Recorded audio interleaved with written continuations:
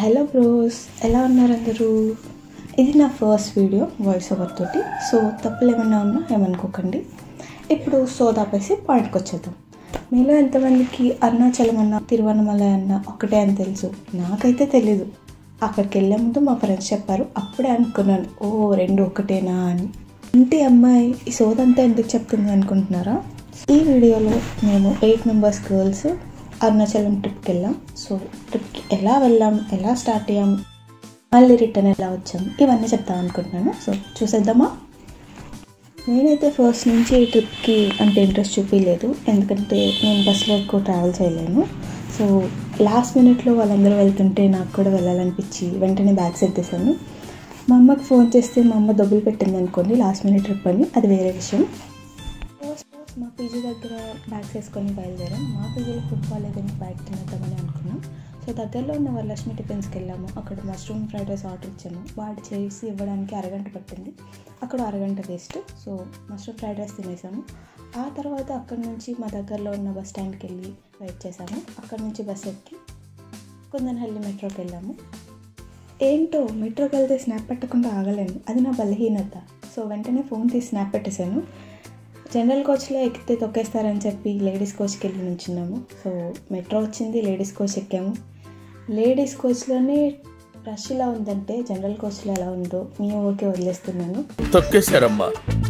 Friday night అంటే అందరూ మంచిగా రెడీ అయ్యి పార్టీస్కి పబ్స్కి వెళ్తారు. మేము మాత్రం రెడీ అయ్యి గుడికి వెళ్తున్నాము. అక్కడ ఉన్న వాళ్ళందరికీ అర్థమైపోయింది వీళ్ళు పబ్స్కి వెళ్ళే బ్యాచ్ కాదు, గుడికి వెళ్ళే బ్యాచ్ అని. మేము ఎక్కింది కుందనహల్లి మెట్రో స్టేషన్. అక్కడ నుంచి మేము దీపాంజలి మెట్రో స్టేషన్కి వెళ్ళాలి. సో అది లాస్ట్ స్టేషన్లో ఒకటి కాబట్టి మేము ఎక్కినప్పుడు ఖాళీ లేకపోయినా దిగేసరికి ఖాళీ అయిపోయింది. ఖాళీ అయితే మాత్రం ఇలాబల్లేండి, అప్పటికే మేము దిగేసాం. ఆ మెట్రో స్టేషన్ మాత్రం చాలా బాగుంది, చాలా సైలెంట్గా, ఏ రష్ లేకుండా. మేము వెళ్ళింది నైట్ కాబట్టి అలా ఉందేమో అది నాకు తెలీదు, కానీ స్టేషన్ అయితే చాలా బాగుంది. తర్వాత మేము వెళ్ళాల్సింది శాటిలైట్ బస్ స్టాండ్. ఈ దీపాంజలి నగర్ మెట్రో నుంచి శాటిలైట్ బస్ స్టాండ్కి ఒక 15 minutes వాక్ ఉంటుంది. సో సరదాగా అలా మాట్లాడుకుంటూ నడుచుకుంటూ వెళ్ళిపోయాము. అక్కడి వరకు తెలిసిన రూటే కాబట్టి బాగానే వెళ్ళిపోయాము. ఆ బస్ స్టాండ్కి వెళ్ళాక స్టార్ట్ అయ్యి మా తిప్పలు. ఏ బస్ ఎక్కాలో తెలియదు, ఎవరిని అడగాలో తెలియదు, అందరూ తమిళ పీపుల్ ఉన్నారు. అన్ని బస్సులు చూసేసరికి కన్ఫ్యూజ్ అయిపోయాము. అక్కడ ఎవరినో అడిగితే ప్లాట్ఫామ్ 6లో ఉండిద్దని చెప్పారు. సో ప్లాట్ఫామ్ 6కి వెళ్ళాము. అక్కడ కొన్ని ప్రైవేట్ బస్సెస్ ఉన్నాయి, 1, 2 అలా ఉన్నాయి. సో ఫస్ట్ ఒక బస్ దగ్గరికి వెళ్ళాము. ఆ కండక్టర్ని అడిగాము వెళ్తుందా లేదా అని చెప్పి అరుణాచలం. సో ఆయన చెప్పారు వెళ్తుంది అని.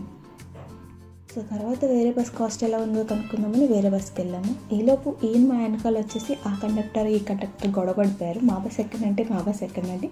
లాస్ట్లో ఏదో ఒకటి చూస్ చేసుకొని కొంచెం మంచిగా ఉన్న బస్ ఎక్కుదామని చెప్పి ఫస్ట్ వెళ్ళిన బస్ ఎక్కాము. 210 పడింది టికెట్. మాకు తమిళ్ రాదని ఎంత బాగా మేనేజ్ చేద్దాం అనుకున్నా సరే మా వచ్చిరాని తమిళ్ వల్ల ఆ కండక్టర్ అర్థమవుతుంది మాకు తమిళ్ రాదని. సో మా అసలు జర్నీ స్టార్ట్ అయిందో లేదో ట్రాఫిక్ వల్ల ఆగిపోయింది. మీకు తెలిసిందే కదా బెంగళూరు ట్రాఫిక్ గురించి. వీకెండ్ అంటే ఎవరు ఇంట్లో ఉండరు, మాతో సహా. సో అందరు రోడ్ పైన ఉన్నారు. వాళ్ళందరినీ చూసిన వెంటనే ఒక డైలాగ్ అనిపించింది. ఆ తర్వాత స్టార్ట్ అయింది. ఏంటి అని అడుగుతారా, అసలైన కచేరీస్. పాపం డ్రైవర్ గారికి నిద్ర రాకుండా ఉండాలని పాటలు పెట్టుకున్నారు. పాటలు ఆయనకి వినపడితే సరిపోతుంది కదా, బస్సు అందరికీ వినపడాలా. బస్సులో ఎవరిని పడుకోకుండా చేశారు.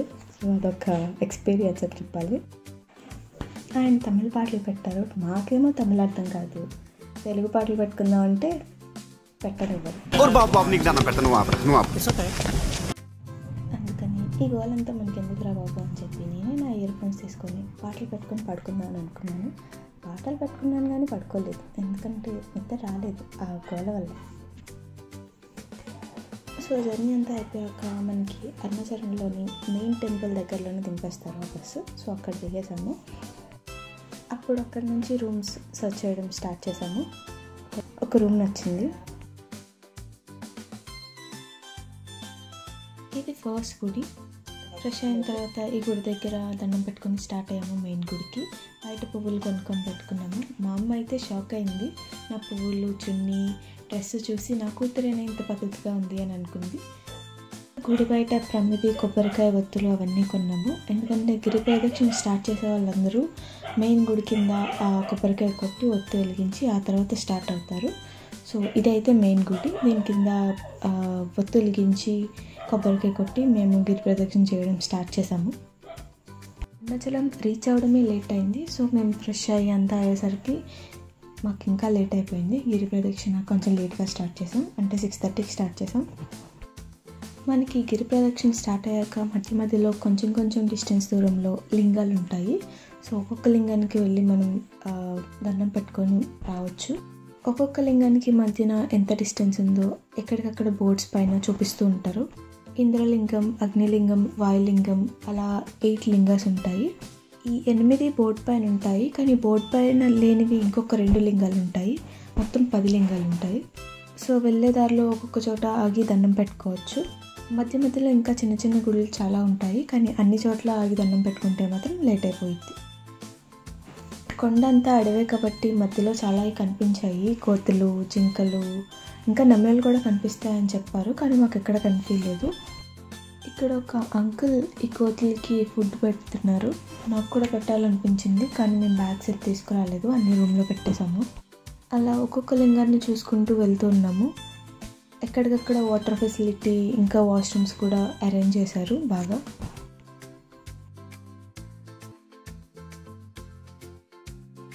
ఇక్కడ ఐ లవ్ తిరువన్మలై అని ఉంటుంది. అక్కడ కొంచెం సేపు ఆగి గ్రూప్ ఫొటోస్ తీసుకున్నాం, కొన్ని సింగిల్ ఫొటోస్ కూడా తీసుకున్నాం.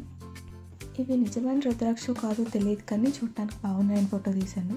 అలా హాఫ్ దూరం కంప్లీట్ అయిపోయింది గిరి ప్రదక్షిణ. సో ఒక చోట ఆగి టిఫిన్ చేసేసాము, కానీ ఆ తర్వాత స్టార్ట్ అయింది అసలైన గిరి ప్రదక్షిణ.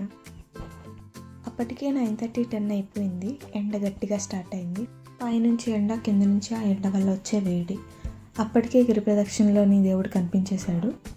మధ్యలో ఇది ఒకటి ఉంటుంది, మోక్ష మార్గం అని. చూసారా ఎంతమంది ఉన్నారో. ఇది ఒక గర్భగుడిలా ఉంటుంది. ఇందులోంచి దూరి బయటకు వస్తారనమాట. ఎంత లావుగా ఉన్న వాళ్ళైనా సరే వచ్చేస్తారు అని అందరూ అంటూ ఉంటారు.